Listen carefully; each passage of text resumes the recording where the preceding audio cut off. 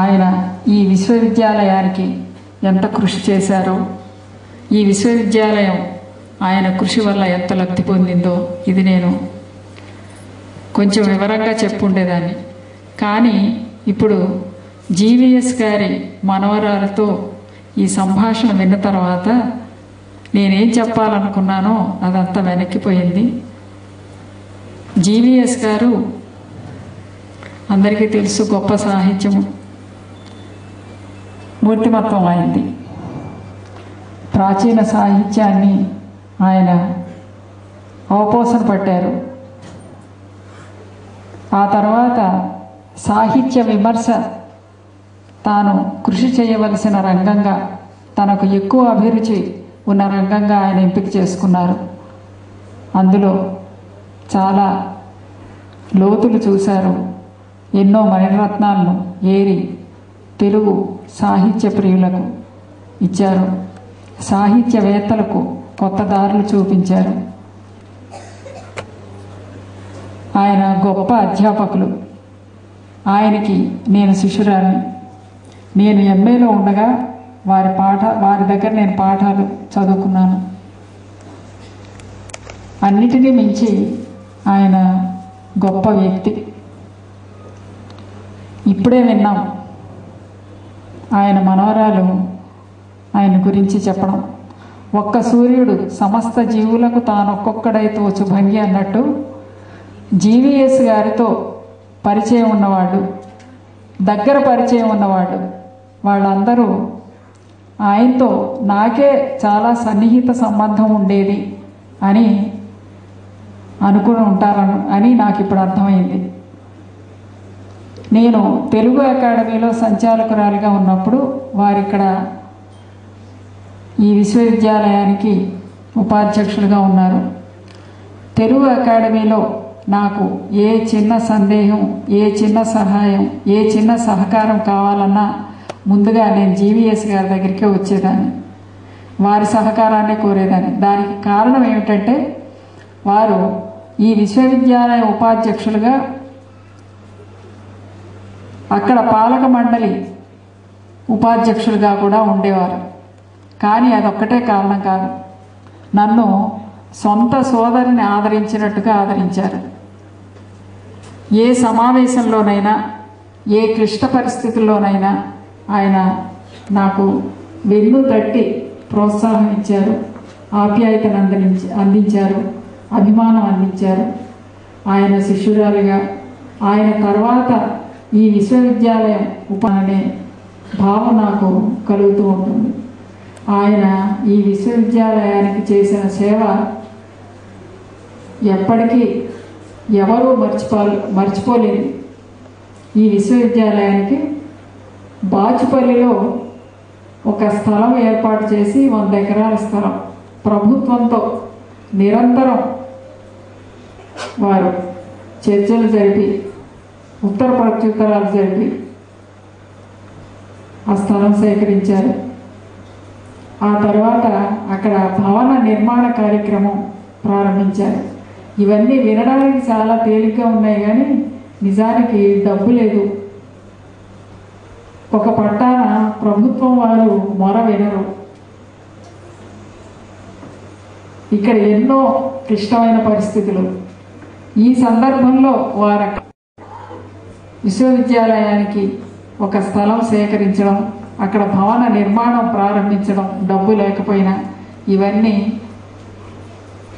ఎవరికి ఎంతమందికి అర్థమవుతుందో నాకు తెలియదు, కానీ చాలా గొప్ప విషయాలు. అంతేకాదు, కూచిపూడి కళాక్షేత్రం మీ అందరికీ తెలుసు. కూచిపూడి నాట్యం తెలుగు వాళ్ళ సొంతం. ఆ కళాక్షేత్రం తెలుగు విశ్వవిద్యాలయంలో ఒక భాగం. అక్కడ వారు భవన నిర్మాణం ప్రారంభించి ఆ భవనాలు పూర్తి చేశారు. ఆచార్య జీవీఎస్ గారు ఇక్కడ పదవీ విరమణ చేస్తూ చెప్పిన కొన్ని మాటలే నాకు మార్గదర్శకం. ఇక్కడ నేను పదవీ బాధ్యతలు స్వీకరించిన తర్వాత వాటి కొనసాగింపుగానే నేను ఇక్కడ మొదలయ్యాను. ఇప్పటికీ నా ప్రాధాన్యాలు అవే. వారు ఇక్కడ పదవీ విరమణ చేస్తూ చెప్పింది ఏమిటంటే, కూచిపూడి భవన నిర్మాణం ఒకటి సగంలో ఆగింది, దాన్ని పూర్తి చేయమన్నారు. దాన్ని వెంటనే పూర్తి చేశాం. ఆ తర్వాత ఇక ప్రభుత్వం వారు 3 కోట్లు ఇస్తామని ఏదో ఒక మాట అన్నారు. కానీ మనం వెంటపడి వాళ్ళకి గుర్తు చేసి మనం తెచ్చుకోవాలి. ఇక్కడ బాచుపల్లిలో నువ్వు భవన నిర్మాణం మొదలు పెట్టాలి అని చెప్పారు. అది కూడా చేశాం. నేను ఆయన చెప్పింది వేదాక్షరాలుగా పాటించాను. వెంటనే ప్రభుత్వం వారిని నేను కలిశాను. మా ఉపాధ్యక్షులకి, ఇదివరకటి ఉపాధ్యక్షులకి, మా గురువు గారికి మీరు ఈ విధంగా ఆ రోజు వాగ్దానం చేశారు, మాకు మా విశ్వవిద్యాలయానికి మీరు డబ్బు ఇవ్వాలి అని అంటే ఆర్థిక మంత్రి గారు స్పందించి వెంటనే మాకు డబ్బు విడుదల చేశారు. ఇప్పుడు భవన నిర్మాణం ప్రారంభమైంది. ముఖ్యమైన భవనాలు ఇప్పుడే ప్రారంభమవుతున్నాయి. దానికి కారణం ఏమిటంటే అది ఇంతవరకు రావడానికి నేను వారి మాటల వేదాక్షరాలుగా పాటించి వారు ఎక్కడ వదిలిపెట్టారో, పదవీ విరమణ చేశారో అక్కడే నేను కొనసాగించి ఈ విషయాల్లో ముందుకు పోవడం వల్ల ఇవి జరుగుతున్నాయి. తర్వాత అదే కొనసాగింపుగా ఈ సంవత్సరం కూచిపూడిలో ఈ సంవత్సరం నుంచి ప్రారంభించి విశ్వవిద్యాలయం కూచిపూడి నాట్యోత్సవాలు చెయ్యాలని సంకల్పించింది. ఆ కూచిపూడి నాట్యోత్సవాలు 5 రోజులు చేయాలని మా ఉద్దేశం. అది అఖిల భారత స్థాయిలో, ఇంకా మాట్లాడితే అంతర్జాతీయ స్థాయిలో, అమెరికాలో అక్కడ కూడా ఈ కూచిపూడి నాట్య కళాకారులు ఉన్నారు, నేర్చుకుంటున్న వారు ఉన్నారు, అఖిల భారత స్థాయిలో ఉన్నారు. వారందరినీ సమావేశపరిచి అన్నీ మన భారతదేశంలో మన నాట్య కళారూపాలు అన్నిటినీ ప్రదర్శింపజేసి వాటిల్లో కూచిపూడి నాట్యాన్ని చాలా బాగా ఎక్కువగా ప్రాముఖ్యతతో ప్రదర్శింపజేయడం.